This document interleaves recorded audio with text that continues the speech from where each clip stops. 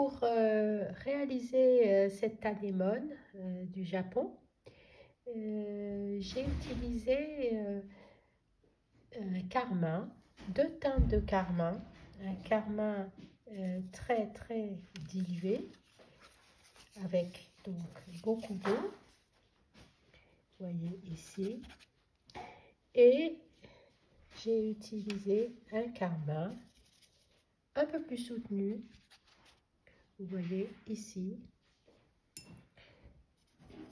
que j'ai préparé en grande quantité sur la palette.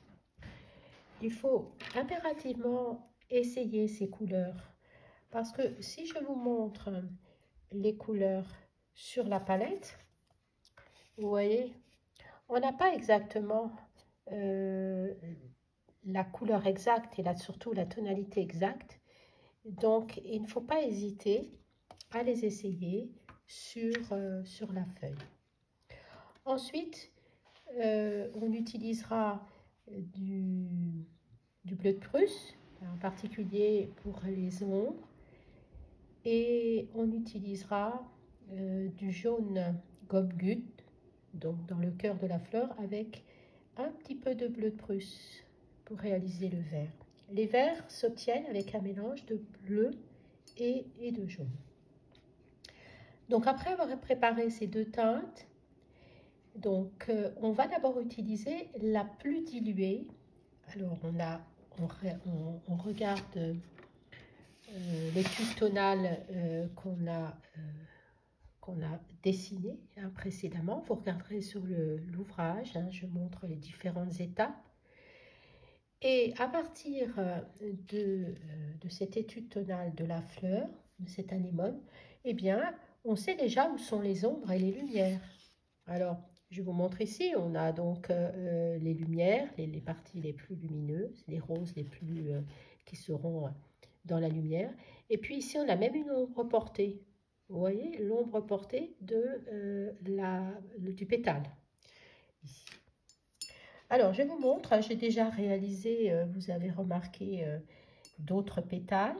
Alors, quand dans la partie où la fleur est très claire, je ne mets que de l'eau. Je commence par uniquement disposer de l'eau ici. Et ensuite, je vais mettre la teinte la plus claire directement dans l'eau. Vous voyez, ça va diffuser, donc ça va faire quelque chose de très doux. Et puis j'avance progressivement vers le centre, vers le cœur de la fleur, avec le mélange là où il y a le plus de couleurs, le plus de carmin. Vous voyez, alors, ici, j'arrive presque aux étamines. Alors, vous avez remarqué que pour des raisons de visibilité, les traits de contour sont très forts. Bien évidemment, vous éviterez ces duretés ici. Alors, en général, ce que je conseille, c'est tout simplement de prendre une gomme mie-pain et d'enlever progressivement en tapotant. Là, j'ai vraiment forcé le ton pour vous faciliter pour la vidéo.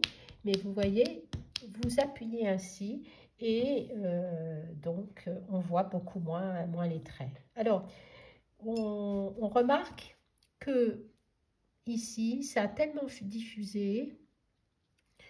On va enlever un petit peu de teinte. Alors, si ça a vraiment beaucoup diffusé, on peut même utiliser le papier Cibitou ici. On revient avec la couleur la plus sombre avant que ça ne sèche, puisque sinon, bon, ça va faire quand même des auréoles qu'on peut éviter. Quand elles sont faites, on les recouvre après. Elles seront recouvertes, mais si on peut les éviter. Donc, vous voyez, ensuite, on va peindre l'autre pétale de la même manière.